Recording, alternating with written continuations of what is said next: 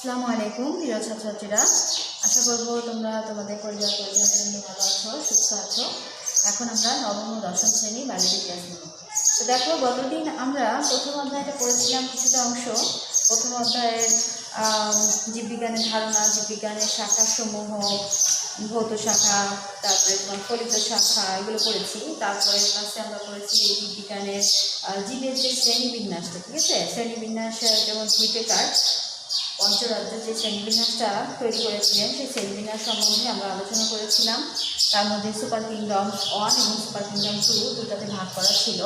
Super kingdom 1-কে একটা subdivision ছিল, অর্থাৎ একটা রাজ্য ছিল, সেটা হচ্ছে মানেরা, তার একটা উদাহরণ ছিল। এভাবে আমরা মোটামুটি তার বৈশিষ্ট্য নিয়ে আলোচনা করেছি। আচ্ছা, এরপর সুপার কিংডম 2 ছিল। সুপার কিংডম 2 এর মধ্যে তোমার প্রোটিস্টা ছিল, ফানজাই ছিল, প্লান্টি ছিল, অ্যানিমেলিয়া ছিল। প্লান্টির কিছু শ্রেণীবিন্যাসে ডিভাইড করা ছিল, যেমন মশবর্গীয় উদ্ভিদ, ফার্নবর্গীয় উদ্ভিদ, নগ্নবীজী উদ্ভিদ, আর্দ্রবীজী উদ্ভিদ, এগুলো নিয়ে আমরা একটু আলোচনা করেছিলাম। তারপরে অ্যানিমেলিয়া রাজ্য ছিল, যেটাতে হচ্ছে অ্যানিম্যাল, অর্থাৎ আমরাও তার অন্তর্ভুক্ত, অর্থাৎ মানুষ প্রজাতিটাও অ্যানিমেলিয়ার অন্তর্ভুক্ত, সেটা নিয়ে আমরা আলোচনা করেছি। আজ আমাদের আলোচনার বিষয়বস্তু হচ্ছে শ্রেণীবিন্যাসের বিভিন্ন ধাপ। অর্থাৎ এই যে আমরা শ্রেণীবিন্যাস নিয়ে বলছি, তো শ্রেণীবিন্যাসটা কীভাবে করা হয় এবং শ্রেণীবিন্যাসের কয়টা স্টেপে এটাকে ক্লাসিফিকেশন করা হয় সেটা তো পড়েছি, কিন্তু শ্রেণীবিন্যাসটা লেখা হয় কী করে, ঠিক আছে? সেটা আমরা একটু দেখব। আন্তর্জাতিক বিভিন্ন কোড অনুসারে শ্রেণীবিন্যাসের মূলত 7টি ধাপ উল্লেখ করা হয়েছে, ঠিক আছে? এখানে হচ্ছে রাজ্য, পর্ব, শ্রেণী, বর্গ, গোত্র, গণ এবং প্রজাতি। আচ্ছা, রাজ্যকে ইংলিশে কিংডম বলে, সেটা সবাই জানো, এটা তোমরা ইংলিশেও লিখতে পারবো। কিংডম, পর্বটা হচ্ছে ফাইলাম, শ্রেণীটা হচ্ছে ক্লাস, অর্ডারটা হচ্ছে বর্গ, ফ্যামিলি হচ্ছে গোত্র, জেনাস হচ্ছে গণ এবং স্পেসিস হচ্ছে প্রজাতি। উপরের দিকে যখন রাজ্য বা কিংডম আমরা দেখছি, তখন সর্বপ্রজাতির সব কিছু অংশ একসাথে সমগ্রকে বোঝাচ্ছে। অর্থাৎ শ্রেণীবিন্যাসের প্রতিটা ধাপে তাদের আগের ধাপের বৈশিষ্ট্যগুলোর সাথে কিছুটা মিল সম্পন্ন থাকে। অর্থাৎ আগে যে ধাপ থাকে, অর্থাৎ রাজ্যের যে ধাপ থাকবে, অর্থাৎ এখানে যে বৈশিষ্ট্যগুলো থাকবে, পরের বৈশিষ্ট্যগুলো তার সাথে কিছুটা মিল সম্পন্ন থাকবে, ঠিক আছে? কিছুটা একটু ডিফারেন্ট হতে পারে। আচ্ছা, তারপরে কি হবে? যত উপরের ধাপে যাবে অন্তর্ভুক্ত বৈশিষ্ট্যের সংখ্যা তত কমবে, যত নিচের দিকে আসতে থাকবে, অর্থাৎ নিচের দিকে নামতে থাকবে, তত বৈশিষ্ট্য সংখ্যা বাড়তে থাকবে। কিন্তু অন্তর্ভুক্ত যে জীব থাকবে, জীবগুলো সেপারেট হতে থাকবে, অর্থাৎ অন্তর্ভুক্ত জীবগুলো কমতে থাকবে। একটি জীবকে প্রজাতির পর্যায়ে বিন্যাসে মূলত আন্তর্জাতিক কিছু কোড নির্ধারণ করা হয়, সেই কোডগুলোই আমরা আলোচনা করছি। যেমন হচ্ছে রাজ্য, পর্ব, শ্রেণী, বর্গ, গোত্র, গণ, প্রজাতি। এটা কিন্তু পরপর মুখস্থ করতে হবে। যেমন তুমি রাজ্য লিখলাম, পরে গোত্র লিখলাম, তারপরে প্রজাতি লিখলাম, তা হবে না, বা প্রজাতি আগে দিয়ে দিলাম, তা হবে না। ঠিক সিস্টেম অনেকটা এটা মুখস্থ করে, যেমন আমরা নাম্বারিং মুখস্থ করি 1 2 3 4, ঠিক তেমনই এটাও ঠিক নাম্বারিংয়ের মতো মুখস্থ করতে হবে। সেটা হচ্ছে রাজ্য, পর্ব, শ্রেণী, বর্গ, গোত্র, গণ, প্রজাতি। আচ্ছা, এটার আবার সাবডিভিশন আছে, সেটা আমরা একটু দেখব। যেমন হচ্ছে কিংডমের সাবডিভিশন তেমন যত বড় ক্লাস উঠবে তত দেখতে পাবে, কিন্তু তোমাদের পাঠ্যবই যেটুকু আছে আমরা জাস্ট ততটুকু নিয়ে আলোচনা করব। আচ্ছা, এরপরে আমরা যে ধাপগুলো লিখলাম, সেই ধাপগুলো সম্বন্ধে একটু ডিটেলস পড়ি। এখানে দেখো, আমরা একটা, যেমন আমাদের মানুষের যে সায়েন্টিফিক নেম, সেটা আমরা সবাই জানি, Homo sapiens. Homo sapiens. Homo sapiens নিয়মটা কি? হোমো স্যাপিয়েন্স লিখে নিচে একটু দাগ দিতে হবে। আচ্ছা, এই যে সায়েন্টিফিক নেম লেখার নিয়ম, সেটা আমরা আজকে করব। আজকে আমরা আগে হচ্ছে ধাপগুলো, সর্বপ্রথম ধাপগুলো নিয়ে আলোচনা করি তারপরে। আচ্ছা, হোমো স্যাপিয়েন্স হচ্ছে মানুষের বৈজ্ঞানিক নাম। আচ্ছা, হোমো কীভাবে আসলো, স্যাপিয়েন্স কীভাবে আসলো, সেটা আমরা এখন দেখব। আচ্ছা, রাজ্য তাহলে কি হবে? রাজ্য হচ্ছে অ্যানিমেলিয়া। আমরা এখানেই লিখি, রাজ্য হচ্ছে অ্যানিমেলিয়া। রাজ্যটা হচ্ছে অ্যানিমেলিয়া, কারণ এর সুকেন্দ্রিক কোষ বিশিষ্ট, অর্থাৎ কোষের যে নিউক্লিয়াসটা, ঠিক আছে, কোষের নিউক্লিয়াসটা সুকেন্দ্রিক, অর্থাৎ প্রাকেন্দ্রিক না কিন্তু। অর্থাৎ তোমার অ্যানিমেলিয়া রাজ্যটা হচ্ছে তোমার সুপার কিংডম 2 এর অন্তর্ভুক্ত ছিল, তাই তো? আচ্ছা, তাহলে অ্যানিমেলিয়া হচ্ছে সুপার কিংডম 2 এর অন্তর্ভুক্ত, যেটাকে আমরা অ্যানিমেলিয়া বলছি। আচ্ছা, এই যে অ্যানিমেলিয়া করলাম, তারপর হচ্ছে পর্ব। আচ্ছা, এরপরে আরও কিছু বৈশিষ্ট্য আছে, যেমন আমরা সুপার কিংডম 2 এর আরও কিছু বৈশিষ্ট্য এখানে আমরা অ্যাড করবো। যেমন এরা বহুকোষী এবং পরভোজী এবং জটিল টিস্যুতন্ত্র বিদ্যমান থাকে, ঠিক আছে। এরপরে যে পর্বটা অর্থাৎ ফাইলাম, ফাইলাম হচ্ছে কর্ডেটা, ফাইলাম হচ্ছে কর্ডেটা, ফাইলাম হচ্ছে কর্ডাটা। কারণটা কি? ফাইলাম কর্ডাটা কেন? কর্ডাটা হচ্ছে নটোকর্ড আছে, ভ্রূণ অবস্থায় নটোকর্ড, তাই তো? এটা আমরা ক্লাস 8-এও পড়ছি যে ভ্রূণ অবস্থায় নটোকর্ড ছিল, সেগুলো হচ্ছে কর্ডেট প্রাণী বলা হয়। তাহলে জীবনের কোনো এক পর্যায়ে নটোকর্ড থাকে। আচ্ছা, এরপরে আসছে শ্রেণীটা, শ্রেণীটা হচ্ছে ম্যামালিয়া।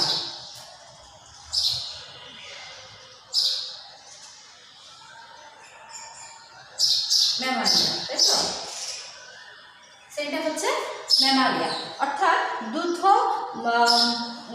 যারা বুকের দুধ খেয়ে যারা হচ্ছে তোমার যে বাচ্চাগুলো বড় হয় এবং হচ্ছে তোমার শরীরে লোম থাকবে, ঠিক আছে, যেমন গরিলাও হতে পারে, মানুষও হতে পারে ইত্যাদি। আচ্ছা, এরপর হচ্ছে বর্গ, ঠিক আছে, ওয়ার্ডার, ওয়ার্ডারটা হচ্ছে প্রাইমেটস।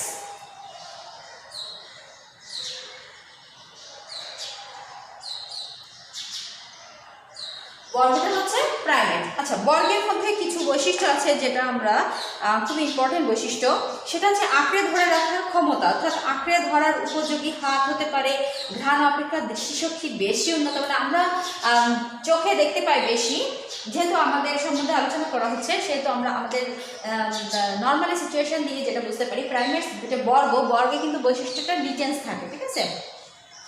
যেমন হচ্ছে আঁকড়ে ধরে রাখার ক্ষমতা আছে, যেমন আমরা হাত মুষ্টিবদ্ধ করতে পারি, ঠিক আছে, হাত দিয়ে ধরে রাখতে পারি। তারপরে কি করতে পারি, ঘ্রাণ শক্তি আছে, দৃষ্টিশক্তি ঘ্রাণ শক্তি থেকে প্রখার থাকে বা উন্নত থাকে। এরপর হচ্ছে গোত্র বা ফ্যামিলি, গোত্র বা ফ্যামিলি আছে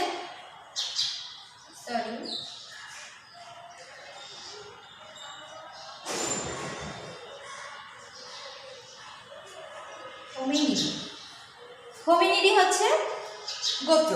আচ্ছা, হোমিনিডি মানে হোম সদৃশ্য যেগুলো, মানে তোমার বসবাস করে যেগুলো, ঠিক আছে, সেটা হচ্ছে মানে একসাথে বসবাস করে, সেটাকে হোমিনিডি বলা হচ্ছে।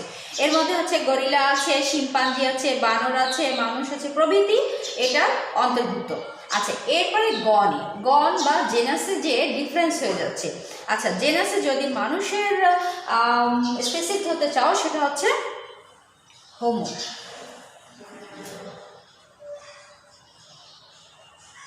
হোমো, এবং গণে হচ্ছে তোমার সায়েন্টিফিক নেম শুরু হচ্ছে, সো এখানে একটা নিচে দাগ দিতে হবে।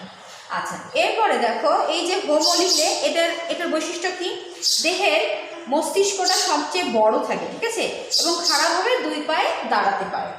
মস্তিষ্কটা বড় থাকে দেহের অন্যান্য অর্গান থেকে, মস্তিষ্কটা সাইজটা একটু বড় থাকে। অন্যান্য অর্গান বিভিন্ন তোমার হচ্ছে যদি হাত চিন্তা করো বিভিন্ন অস্থির সমন্বয়ে গঠিত, বাট একটা ডিটেলস খুব মানে একটা বড় সাইজ যেটা হয় সেটা হচ্ছে মানুষের মস্তিষ্কটাই সব থেকে বড় অঙ্গ হিসেবে পরিগণিত হয়। আচ্ছা, এখানে হোমোর বৈশিষ্ট্য হচ্ছে দেহের মস্তিষ্ক সব থেকে বড় থাকে দেহের অনুপাতে এবং খারাপভাবে দুই পায়ে দাঁড়াতে পারে বা হাঁটতে পারে। আচ্ছা, তাহলে প্রজাতি কি হবে? প্রজাতি হচ্ছে Homo sapiens. Homo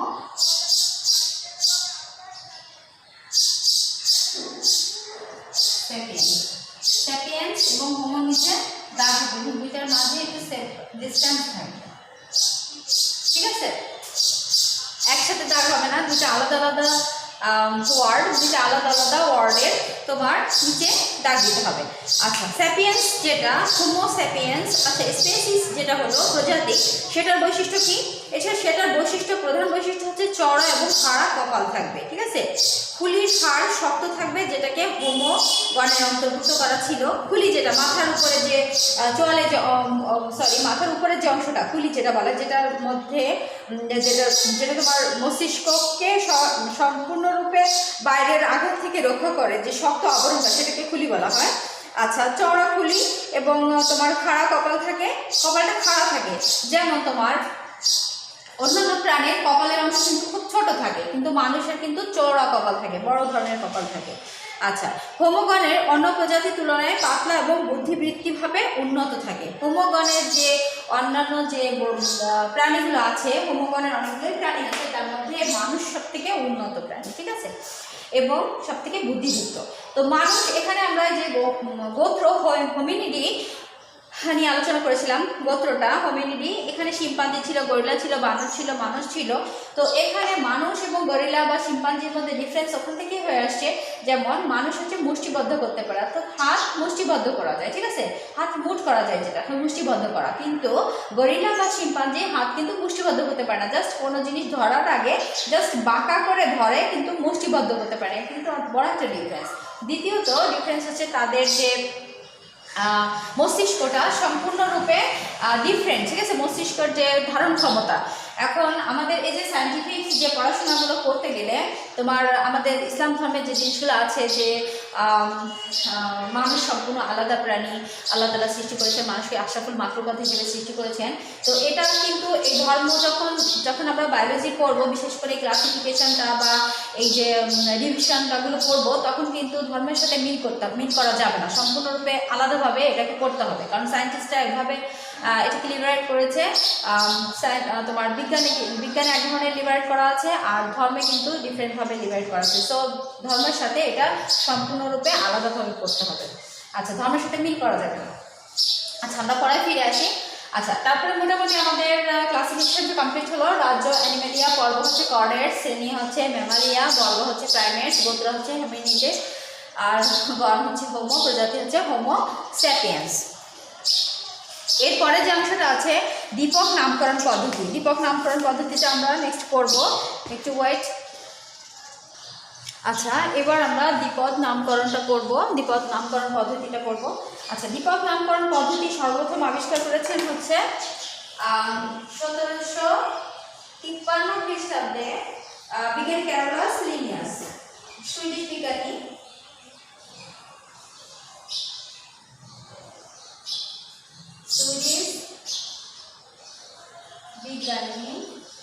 Carolus Linnaeus, ঠিক আছে, ক্যারোলাস লিনিয়াস আমরা একটু লিখে দিই।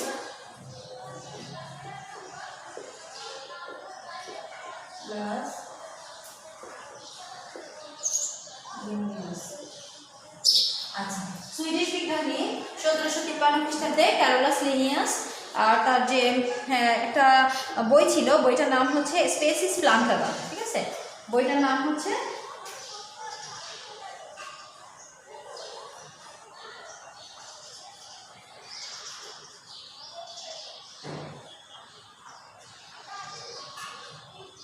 স্পেসিস প্লান্টার, এটা একটা বইয়ের নাম, নট সায়েন্টিফিক নেম। আচ্ছা, সুইডিশ বিজ্ঞানী 1753 খ্রিস্টাব্দে ক্যারোলাস লিনিয়াস, যিনি হচ্ছে স্পেসিস প্লান্টারাম একটা বই আবিষ্কার করেন বা বই লিখেন। সেই বইয়ে তিনি এই যে একটু আগে আমরা শ্রেণীবিন্যাসটা করলাম, শ্রেণী, বর্গ, গোত্র, গণ, প্রজাতি, সেই হিসেবে দীপক নামকরণ পদ্ধতিটা তৈরি করেন। দীপক নামকরণ পদ্ধতিটিকে বায়োকেমিক্যাল নমিনক্লেচার বলা হয়।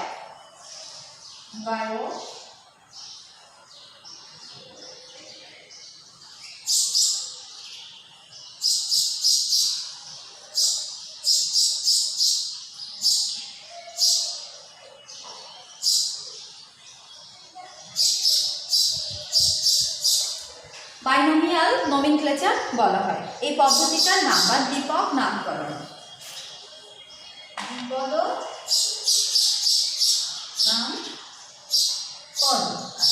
বায়োনমিক্যাল নমিনক্লেচার বলা হয়। আচ্ছা, এই বায়োনমিক্যাল নমিনক্লেচারকে দুটো অংশে ভাগ করা হয়েছে। একটা যেহেতু উদ্ভিদ, জীব মানে উদ্ভিদ এবং প্রাণী, দুটো অংশে ভাগ করা, তাই তো? তাহলে যখন উদ্ভিদের নামকরণ করা হবে তখন তার একটা নাম হবে, এবং প্রাণীর নামকরণ করা হবে তার ডিফারেন্ট একটা পার্টের নামকরণ করা হবে। দুটো অংশে ভাগ করা হয়েছে, একটা হচ্ছে ICDN এবং ICZN। দুটো অংশে ভাগ করা হয়েছে, একটা হচ্ছে ICDN আর হচ্ছে ICZN। আচ্ছা, ICDN টা হচ্ছে international code of botanical নমিনক্লেচার।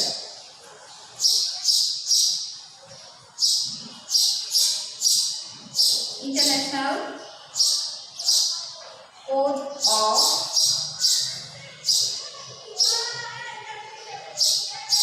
Botanical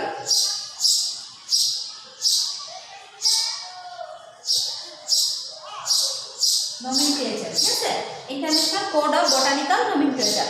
R ICZD তোমরা বুঝতেই পারছো, international code of zoological nomenclature.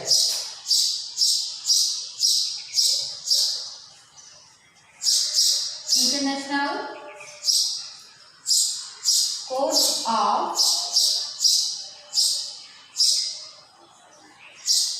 Zoological nomenclature. Clear?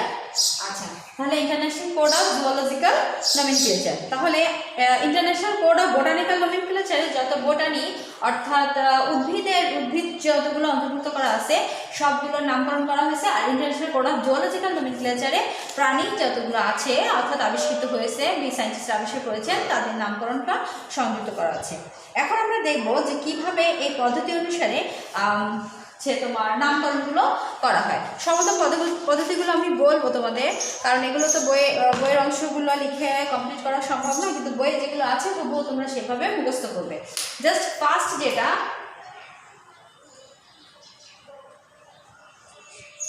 মোট 8টা অপশন আছে, তার মধ্যে ফার্স্ট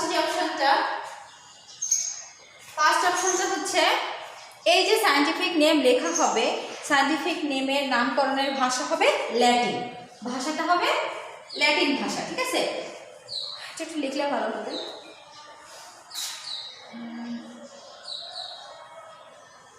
আচ্ছা, এটা বুঝে দিই, আমরা নিয়মগুলো একটু দেখি।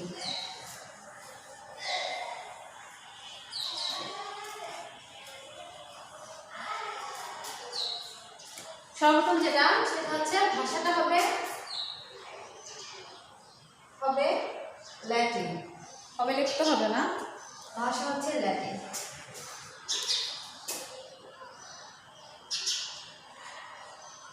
তোমরা কিন্তু ডিটেলস লিখবে, ঠিক আছে, আমি বোঝানোর সুবিধার্থে খুব সংক্ষিপ্ত করছি। ভাষা ইংলিশেও হবে না বা অন্য কোনো ভাষা হবে না, ভাষাটা হবে ল্যাটিন ভাষা। আচ্ছা, এখানে আমাদের ঢাকায় একটা নতুন আবিষ্কৃত হয়েছে, ঢাকায় এক ধরনের ব্যাংক পাওয়া গিয়েছে।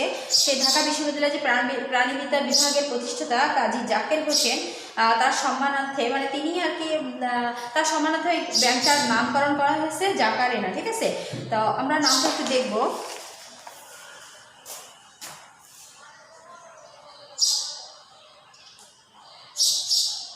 জাকারেনা, ঢাকা, জাকারেনা ঢাকা, ঠিক আছে। তার যেহেতু সায়েন্টিফিকটার নাম, সায়েন্টিফিক যে প্রফেসর আছেন তার নাম ছিল জাকার, ঠিক আছে, তার জাকের হোসেন, তো তার নাম অনুসারে এটা নামকরণ করা হয়েছে জাকারেনা ঢাকা, যেহেতু ঢাকায় আবিষ্কৃত হয়েছে সেটা। আচ্ছা, ভাষা হবে ল্যাটিন। হ্যাঁ, সেকেন্ড যেটা আসতেছে তোমাদের পাঠ্য বইয়ের বৈশিষ্ট্য, সেকেন্ড পাঠ্য হচ্ছে বৈজ্ঞানিক নামে দুটো অংশ থাকবে, ঠিক আছে, একটা হচ্ছে গণ আর একটা হচ্ছে প্রজাতি পদ, দুইটা অংশ থাকবে,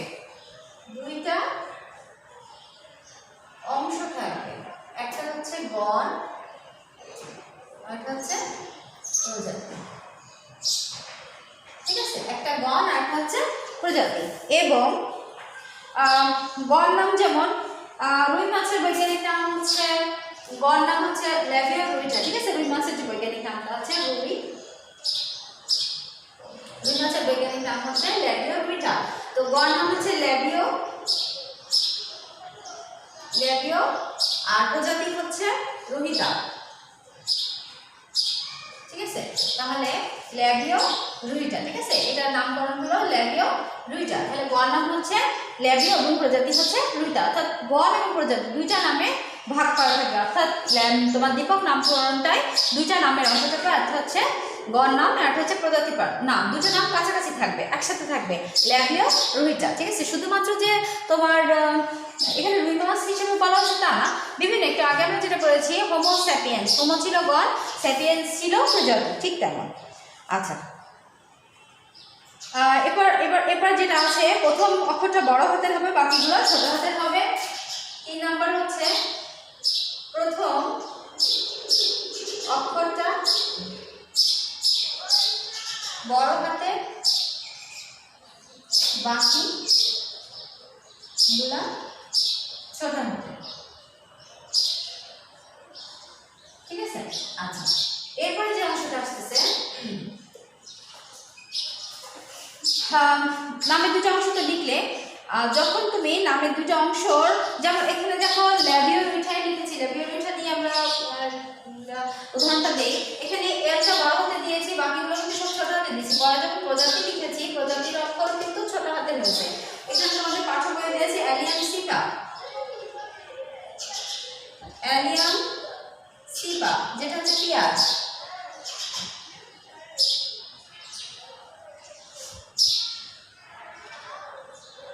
পেঁয়াজ, ঠিক আছে।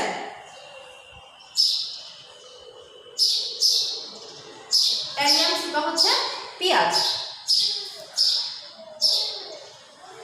এরপরে যেটা আসতেছে সেটা হচ্ছে বৈজ্ঞানিক নামের অক্ষর, যে প্রথমে আমরা লিখেছি ভাষা হবে ইটালি। অক্ষর লেখার সিস্টেমটা কি, যদি তুমি এটা হচ্ছে 4 নাম্বার, যদি তুমি টাইপ করো, অর্থাৎ কম্পিউটারে টাইপ করো, টাইপিং এর সময় অর্থাৎ বইয়ে প্রিন্টিং এর সময় সেটা হবে ইটালিক অক্ষরে, বাঁকা অক্ষর হবে, ঠিক আছে, বাঁকাভাবে লেখা থাকবে। আর যদি তুমি লেখো হাতে হ্যান্ড রাইটিং করো তাহলে সেটা সোজাভাবেই লিখতে হবে, বাঁকাভাবে লেখা যাবে না। আচ্ছা, এবার হচ্ছে যেটা এরপরে যে অংশটা আছে, গণনাম এবং প্রজাতি পদে আলাদা আলাদাভাবে দাগ দিতে হবে। এটা আমরা প্রথমে থেকেই, শুরু থেকেই জেনে আসতেছি, গণনাম এবং প্রজাতির নামে আলাদাভাবে দাগ দিতে হবে। কিন্তু যখন তুমি গণনাম শুরু করবে, গণনামেও কিন্তু যখন সিঙ্গেল গণনাম লিখছো তখনও কিন্তু নিচে দাগ দিতে হবে। আচ্ছা, এরপরে যেটা অংশ আছে, যে যে বিজ্ঞানীগুলো থাকে, বিজ্ঞানীরা যারা যারা এটা আবিষ্কার করেন তার নাম অনুসারে তার নামের পিছনে এটা দিয়ে দিতে হয়, ঠিক আছে। যেমন ধান, ধান যে আবিষ্কার করেন তার নাম হচ্ছে লিনিয়াস, তো তার নাম অনুসারে বলা হয় অরাইজা,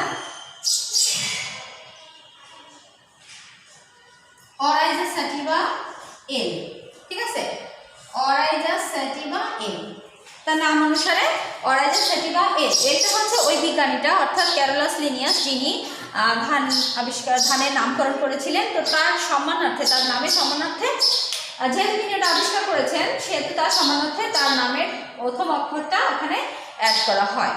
এটাই মোটামুটি তোমাদের দীপক নামকরণ পদ্ধতি। তোমাদের পাঠ্য বইয়ে কিন্তু অনেকগুলো, বেশ কিছু, প্রায় 15-16টা বা 20টার মতো হবে তোমার সাধারণ নাম এবং বৈজ্ঞানিক নাম দেওয়া আছে। তো আমি এখন লিখেও দিব, তো এগুলো তোমরা খুব ভালো করে পড়বে, মুখস্থ করবে। দীপক নামকরণ,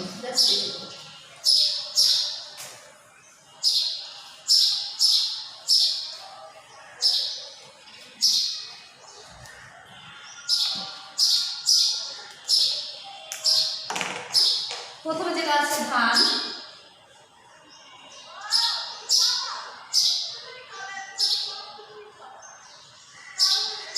অরাইজা স্যাটিভা,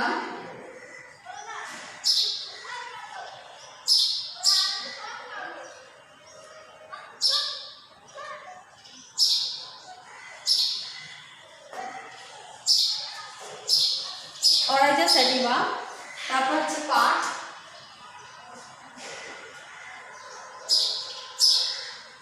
পরচোরাস,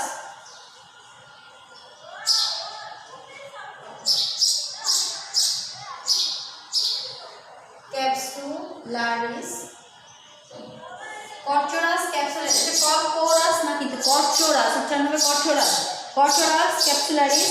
হচ্ছে আম,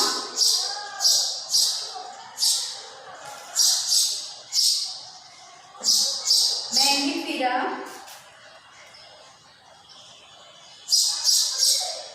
ইন্ডিকা, ঠিক আছে, ম্যাঙ্গিফেরা ইন্ডিকা, কাঁঠাল যেটা আমাদের জাতীয় ফল, আর্টোকার্পাস,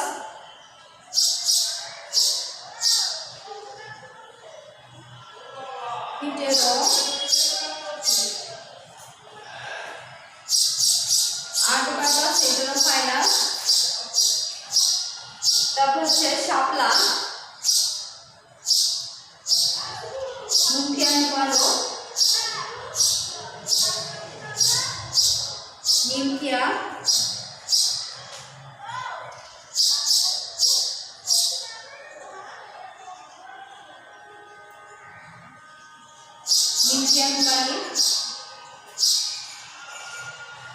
নিভিয়ান কালি, তারপরে জবা, যেটা আমাদের ক্লাস 9-10 থেকেই তোমাদের দেখানো হয় আদর্শ পুষ্প হিসেবে।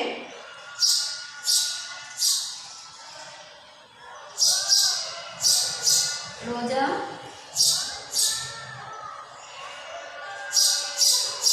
সাইনেন্সিস, হিবিস্কাস রোজা সাইনেন্সিস। আরও আছে আরশোলা সুন্দরবন আছে, আমি আরও আছে বাট অত লিখছি না।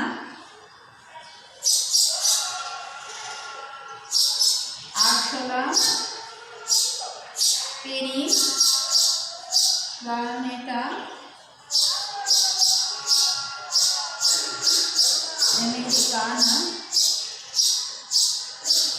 পেরি প্ল্যানেটা আমেরিকানা,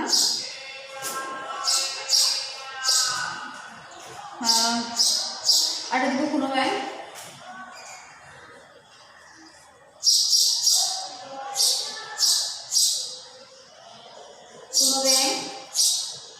এটা হচ্ছে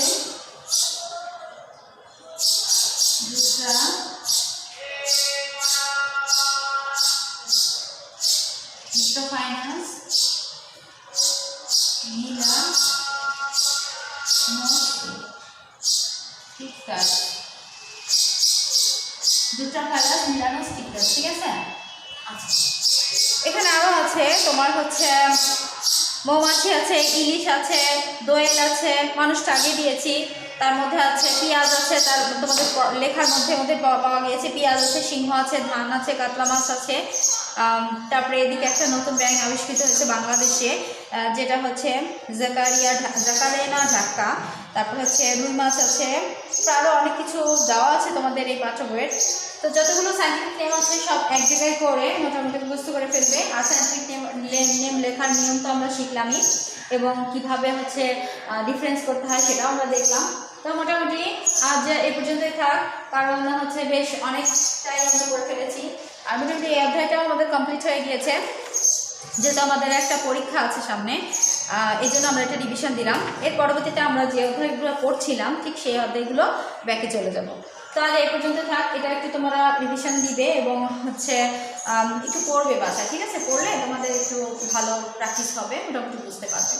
তো সবাই ভালো থাকো, সুস্থ থাকো, নেক্সট ক্লাসে ইনশাআল্লাহ দেখা হবে। আল্লাহ হাফেজ।